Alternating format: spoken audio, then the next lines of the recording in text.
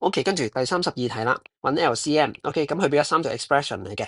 揾 LCM 我就建議係做咗 factorization 先啦，做晒 factorization 先。OK，好啦，咁第一組就係4啦，跟住就 x 加 2y，x 減 2y 嚟嘅。OK，好，第二組 a square 減 b square 就應該係 a 加 b，a 減 b。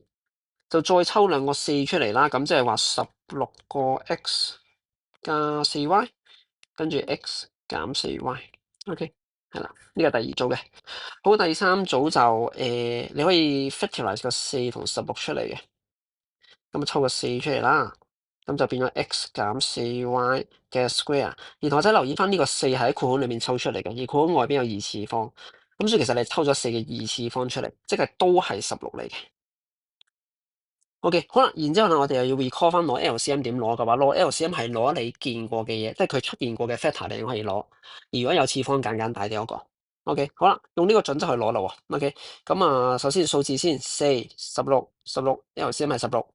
OK，x 加 2y 你見過可以攞，x 減 2y 你見過可以攞，x 加 4y 你見過可以攞。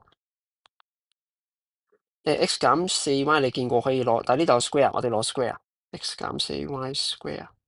OK，咁所以呢個就會係個答案。OK，咁我哋逐個睇咯喎。OK，option A 唔啱啦，因為個4唔啱啦。OK，跟住64都唔啱啦。OK，好，呢度就話有 x 加 4y，呢度 x 加 4y 話有兩個。OK，x 加 4y 應該得一個啫喎，冇兩個喎。OK，係啦。咁至於咁即係其實我哋傾向係 option C 噶啦。OK，咁我哋再 check 埋其他啲啊。x square 減 4y square 就係呢兩個嚟嘅。OK，x 減 4y 嘅 whole square 就係呢個嚟嘅。咁所以其實啱啱我哋所寫嘅咧就 perfect match 咗落去 option C 嗰度，咁所以答案係 C 啦。